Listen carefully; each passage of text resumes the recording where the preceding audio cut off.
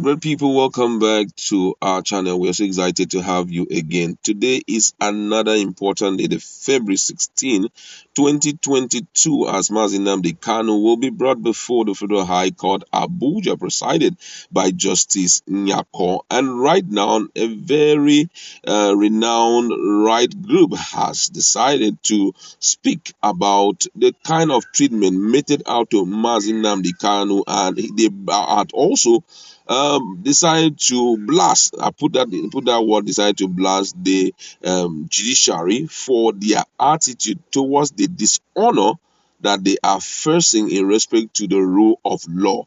You're going to hear other very key words that HURIWA has used to describe the treatment of Nnamdi Kanu. But before we give you full details of that, I would like to encourage you to please subscribe to our channel by clicking on the red subscribe button and also the bell icon so that you get notification anytime we publish our videos.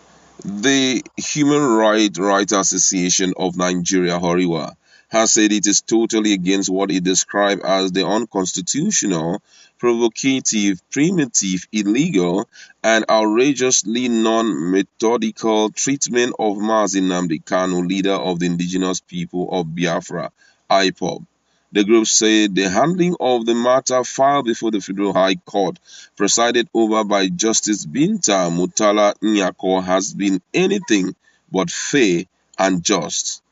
According to the right group, the Attorney General and the Minister of Justice Abubakar Malami has demonstrated an unacceptable level of lawlessness and non-adherence to due process and has shown disrespect and disregard to the principle of rule of law and has operated under the principle of rule of brute force, adding that the process has also been subjected to systematic odium and characterized by discrimination.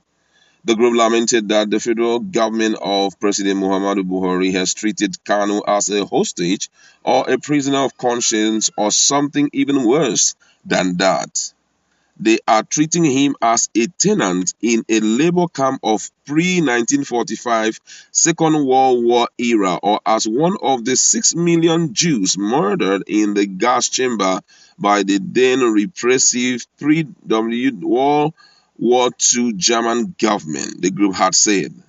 The constant illegal and provocative amendment of charges and the frequent multiplication of same charges by the federal government are as primitive, callous, wicked, and it is a medieval type of practice which is totally unconstitutional.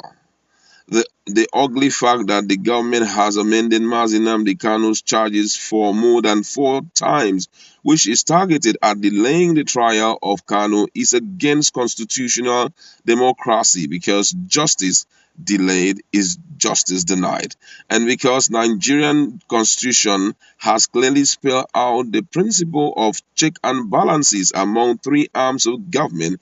These backward tendencies of government to obstruct the quick dispensation of justice is unnatural. The constitutional principle of check and balances are between the 3 arms of government, namely the legislature, the judiciary, and the executive arm of government.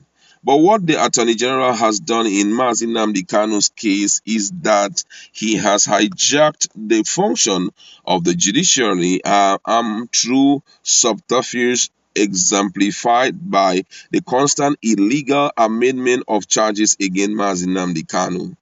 If it were in civilized claims, Nigerian Federal Attorney General would have been dismissed and disbarred from practicing law. We believe that he might still face the same sanction in the nearest future.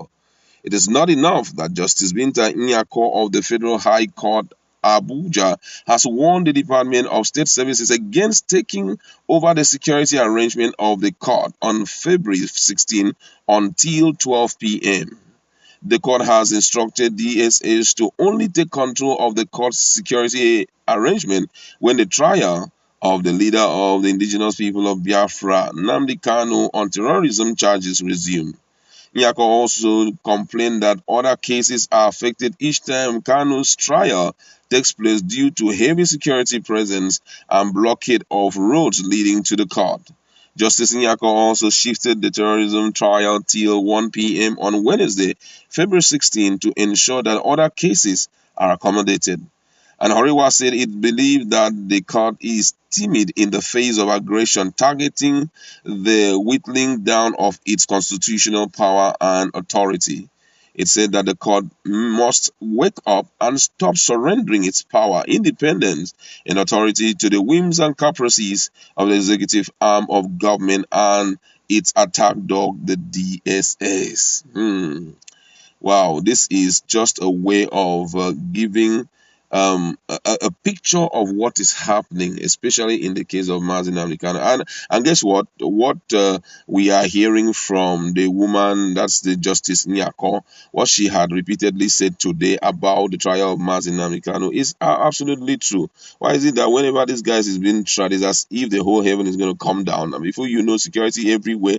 I begin to wonder, why is it just like that? You understand? He's just like every other person. If you have any case with him, it's for you to ensure that you follow the due process and do the needful, and then try him normally.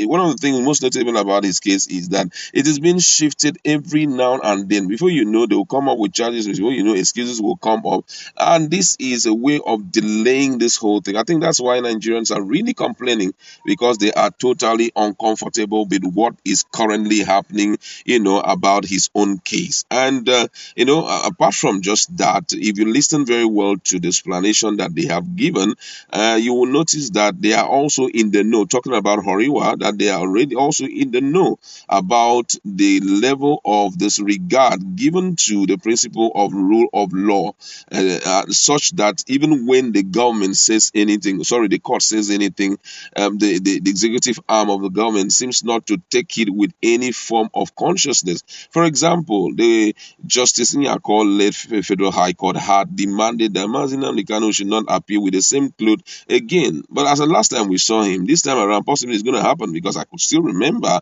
that Kanuta said he took his clothes to go and give to him, and they did not accept the clothes. And the question is, what is the fear all about? I know they may have good reasons, to showcase their fears, but at least if it gets to a particular point, they can bring different varieties of clothes from choices environment or choices sellers. They bring it down there for him to make his choice so that he will appear differently. You understand? Because this whole thing is as if they are trying a very big criminal that will bring down heaven or bring down his group that will tear down the whole world. I mean, it's really, really undeserving. And for me, I believe that it's high time the federal government think of correcting the way things had done, as it regards his own case. It shouldn't be such that everyone will begin to think that there's something very serious happening. If you had listened to when I was reading it, you heard what those guys said, that they're treating him as a tenant in a labor camp of pre-1945 Second World War era, or as one of the 6 million Jews murdered. I mean, I pray that will not be the situation, you understand? But they are trying to paint a picture here, considering also the living condition, whereby they say they don't even allow him to see the sun. Everything is under lock and key, 23 hours all alone. That is emotional torture. For most people, that can cause them to run sick, and all of that. We are hopeful that by tomorrow there will be a reasonable progress, because that is what everyone wants to see. If not, the way I'm seeing things go, it's like Justice Nyako may decide to hand over this case, because it's been there for too long. And everybody wants to have a rest after facing this kind of case. I don't know what the intention of the federal government is, but we are hopeful that tomorrow, based on the criticism that we are hearing thus far, they will have a rethink about the case of Nnamdi Kanu. Okay, we'd like to leave it there. Go to